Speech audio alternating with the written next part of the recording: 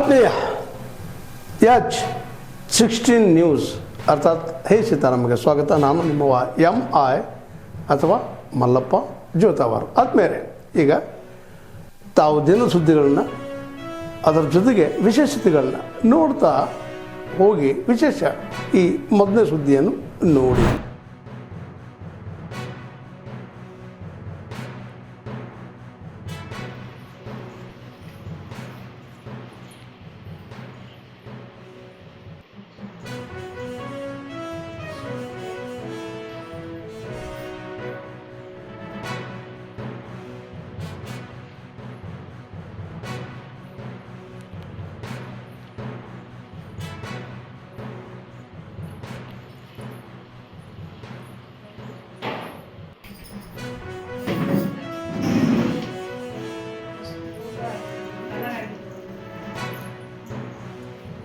ಗಾಳಿ ಬೆಳಕು ಎಲ್ಲ ವಿಷಯಗಳನ್ನು ಒಳಗಡೆ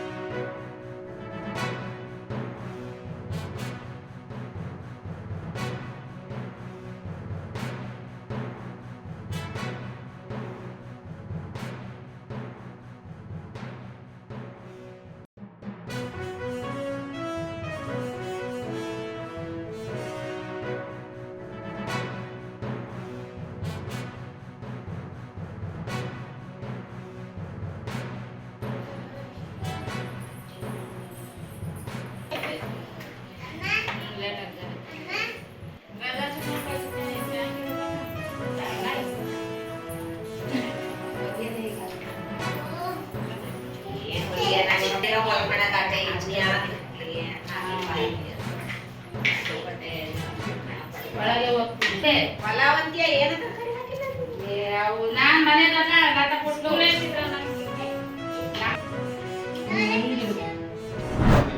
ಕುಟುಂಬದ ಹೊರಗಡೆಯವರು ನನ್ನನ್ನು ತಿರಸ್ಕಾರ ಮಾಡುವಂತೆ ಮಾಡಿದ್ದು.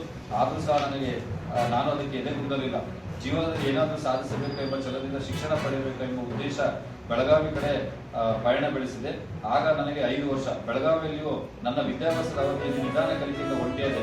ಇದರಿಂದ ಶಾಲೆಯಲ್ಲಿ ನನ್ನನ್ನು ತಾರತಮ್ಯ ಮಾಡಲು ಶುರುವಾಯಿತು. 2ನೇ ತರಗತಿ ಕಲಿಯುವಾಗ ನಾನು 56 ಲಕ್ಷದವರೆಗೆ ಮಗ್ಗಿ ಕಲಿತು ನನ್ನ ಅಂತರ್ಮುಖಿ ಶಕ್ತಿಯನ್ನು ಹೊರಹಾಕಿದೆ. ಇದಕ್ಕೆ ಕಾರಣ 7ನೇ ತರಗತಿ ಓದುತ್ತಿದ್ದ ಹಿರಿಯ ವಿದ್ಯಾರ್ಥಿ 100ರವರೆಗೆ ಮಗ್ಗು ಹೇಳುತ್ತಿದ್ದ. ಅದಕ್ಕಾಗಿ ಅವನಿಗೆ ಶಾಲೆಯಲ್ಲಿ ವಿಶೇಷ ಗೌರವ ಪುರಸ್ಕಾರ ನೀಡಲಾಗುತ್ತಿತ್ತು. ನಿರ್ಲಕ್ಷ್ಯಕ್ಕೆ ಒಳಗಾದ ನನಗೆ ಅವನಿಗಿಂತ ಹೆಚ್ಚು ಮಗ್ಗಿ ಕಲಿತು ಆ ಗೌರವ ಪಡೆಯಬೇಕೆಂದು ಹಂಬದಿಂದ ನಾನು ಮಗ್ಗಿ ಕಲಿತು ಎಲ್ಲರನ್ನೂ ಬೆರಗುಗೊಳಿಸಿದೆ. ಪ್ರಸ್ತುತ ನಾನು 99 ಕೋಟಿವರೆಗೆ ಮಗ್ಗಿ ಕಲಿತಿರುವೆ. ಸಾಮಾನ್ಯರು ಗಳಿಸುವಂತಹ ಜ್ಞಾನವನ್ನು ಬಹುಬೇಗನೆ ಗ್ರಹಿಸುವ ಅಂತರ್ಮುಖಿ ಗ್ರಹಣ ವಿಶೇಷ ಶಕ್ತಿಯನ್ನು ದೇವರು ನನಗೆ ಕರುಣಿಸಿದ್ದಾನೆ.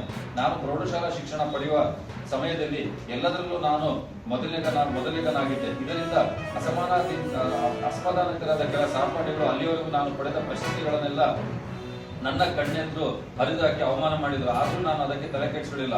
ಕಾರಣ ಪ್ರಶಸ್ತಿ ಪತ್ರಗಳನ್ನು ಮಾತ್ರ ಪೀಸ್ ಮಾಡಿರಬಹುದು, ಆದ್ರೆ ನನ್ನಲ್ಲಿದ್ದ ಭೌತಿಕ ಶಕ್ತಿನ ಅವರು ನಾಶಪಡಿಸಲು ಸಾಧ್ಯವಿಲ್ಲ ಎಂದು ಮುಂದುವರೆದೆ. ನಾನು ನಂತರ ಮುಂದಿನ ವಿದ್ಯಾಭ್ಯಾಸಕ್ಕಾಗಿ ಬೆಂಗಳೂರಿನ ಪ್ರಯಾಣ ಬೆಳೆಸಿದೆ. ಯಾಂತ್ರಿಕವಾಗಿ ವೇಗವಾಗಿ ಚಲಿಸುತ್ತಿದ್ದ ಅಪರಿಚಿತ ರಾಜಧಾನಿ ನಗರ ನನ್ನನ್ನು ಸವಾಲಿನ ಬದುಕಿಗೆ ನೂಕಿತ್ತು. ಯಾರ ಆಸೆ ದೊರೆಯದೆ ಫುಟ್ಪಾತ್ನಲ್ಲಿ 3 ದಿನಗಳವರೆಗೆ ಕಳೆದೆ. ಹಸಿವು ತಾಳದ ಸ್ವಾಭಿಮಾನದ ಭಿಕ್ಷೆ ಬೇಡುವಂತಾಯಿತು. ಈ ಶಾಖಮತಕ್ಕೆ ಆದೇಶ ನೀಡಿರ್ತಕ್ಕಂಥ ನಮ್ಮ ಮಾದಿಗ ಸಮಾಜದ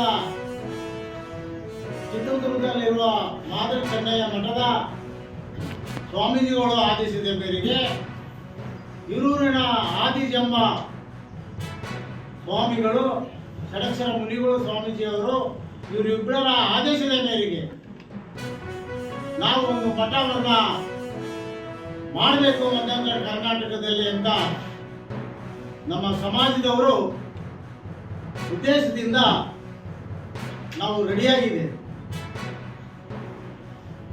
ಈಗ ಇದು ಯಾರಿಗೆ ಪರ ಅಲ್ಲ, ಯಾರು ವಿರೋಧ ಮಾಡ್ತಾ ಇಲ್ಲ. ಮೊನ್ನೆ ನಾವು KH ಮುನಿಯಪ್ಪನವರು ಸಹ ಕೇಳಿದ್ದೀವಿ, ನೀವು ಮಾದಿಗ ಜನಾಂಗದವರು ಒಬ್ಬರೇ ಇವತ್ತು ದಿವಸ ಮಾದರಿ ಚೆನ್ನೈ ಓಡಾಡೋಕ್ಕಾಗೋದಿಲ್ಲ, ಷಡಕ್ಷರ ಮುನಿಗಳು ಸಹ ರಾಜ್ಯದಲ್ಲಿ ತಿರುಗಾಡೋಕ್ಕಾಗೋದಿಲ್ಲ. ಇದು ಒಳ್ಳೆಯ ಬೆಳವಣಿಗೆ.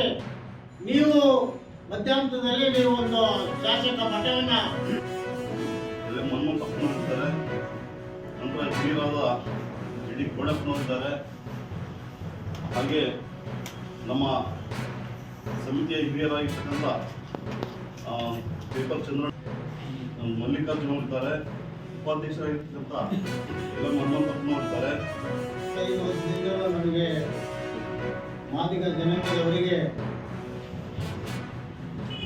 ಸಹಕಾರ ಕೊಟ್ಟು ಪ್ರಚಾರ ಮಾಡಿದ್ದೀವಿ.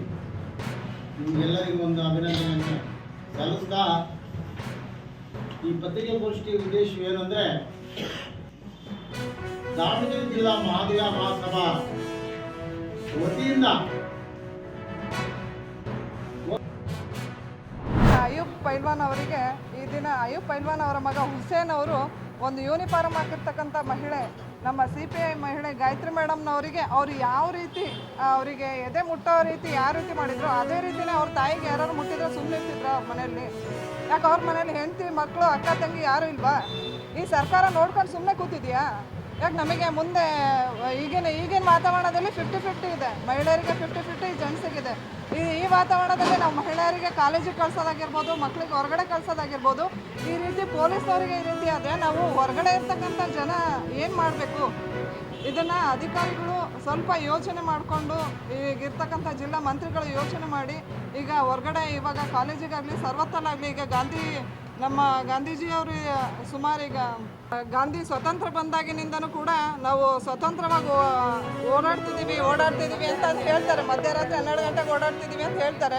ಮಧ್ಯರಾತ್ರಿ 12 ಓಡಾಡೋಕ್ಕಿಂತ ಬೆಳಗ್ಗೆನೇ 12 ಗಂಟೆಗೆ ಈ ರೀತಿ ಆಗ್ತಾ ಇದೆಯಲ್ಲ ಇಲ್ಲಿ ದಾವಣಗೆರೆಯಲ್ಲಿ. ಇದಕ್ಕೆ ಯಾರು ಹೊಣೆ? ಪೊಲೀಸರಿಗೆ ರಕ್ಷಣೆ ಇಲ್ಲ ಅಂದರೆ ನಮಗೇನು ರಕ್ಷಣೆ ಇದೆ ಇಲ್ಲಿ? ಮಹಿಳೆಯರಿಗೆ ಏನು ರಕ್ಷಣೆ? ನಾವು ಯಾರಿಗೆ ಕೇಳಬೇಕು ರಕ್ಷಣೆನ? ಹಾಗಾಗಿ ದಯವಿಟ್ಟು ಯಾರೇ ಆಗಿರಲಿ ಕೂಡ ಈಗ ಅಧಿಕಾರಿಗಳು, ಈಗ ನಮ್ಮ SP ಮೇಡಮಿಗೆ ನಾನು ಒಂದೇ ಕೇಳೋದು, ಏನೇ ಆದರೂ ಕೂಡ ನಮ್ಮ ಗಾಯತ್ರಿ ಮೇಡಮ್ ಜೊತೆಗೆ ನಿಂತಿದ್ದು ಅವರಿಗೆ ನೀವು ಒಂದು ಇದನ್ನು ಸಹಕಾರ ಕೊಡಬೇಕಾಗಿ ತಮ್ಮಲ್ಲಿ SP ಮೇಡಮಲ್ಲಿ ಕೇಳ್ಕೊಳ್ತಾ ಇದ್ದೀನಿ. ಯಾವುದೇ ಅಧಿಕಾರ ಆಮಿಷಕ್ಕೆ ಒಳಗಾಗ್ದಲೇ ಮೇಡಮ್ ಇದನ್ನು ಕಾರ್ಯರೂಪಕ್ಕೆ ತಗೊಂಬನ್ನಿ ಅಂತ ಹೇಳ್ತಾ ಇದ್ದೀನಿ. ಚೇತನ ಶಿವಕುಮಾರ್, ಸಮಾಜ ಸೇವಕರು. ತಾವೆಲ್ಲ ಇಲ್ಲಿವರೆಗೆ ಸುದ್ದಿಗಳನ್ನು ನೋಡಿದಿರಿ, ಜೊತೆಗೆ ವಿಶೇಷ ಘಟನೆಗಳನ್ನು ಸಹ ನೋಡಿದಿರಿ. ಅದು ನಿಮಗೇನು ಅನ್ನಿಸ್ತು? ನಿಮಗೆ ಲೈಕ್ ಮಾಡಿರಿ, ಶೇರ್ ಮಾಡಿರಿ, ಕಾಮೆಂಟ್ ಮಾಡಿರಿ, ಜೊತೆಗೆ ಸಬ್ಸ್ಕ್ರೈಬ್ ನಿಲ್ಲಿಸ್ಬೇಡ್ರಿ. H16 ನ್ಯೂಸ್ ಅರ್ಥಾತ್ ಸಿದ್ದರಾಮಯ್ಯ ಸತ್ಯದ ಕೈಗನ್ನಡಿ ವಂದನೆಗಳು.